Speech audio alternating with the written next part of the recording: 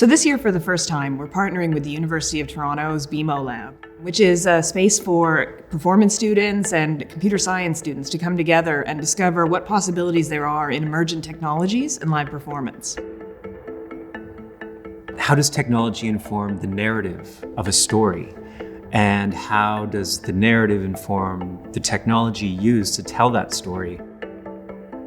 If I initially think in beats and tactics as an actor, thinking in rules and limitations and formulas and outputs as a machine. And there's a synthesis there that I think is going to make us better storytellers.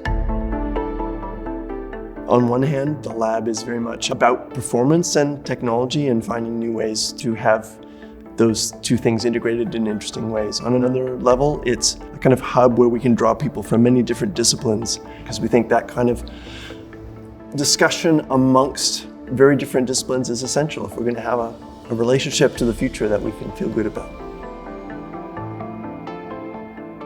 The illusion and the things we can create, many audience members wouldn't realize we're using technology to create it.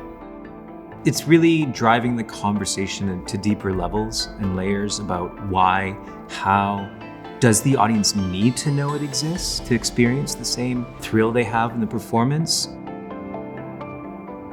I'm inspired by the opportunity to shift and change the culture, to put more tools in the hands of artists, find ways to make the process of making art more democratic, less hierarchical, finding ways to bring down the cost of workshops and creation and even performance and touring.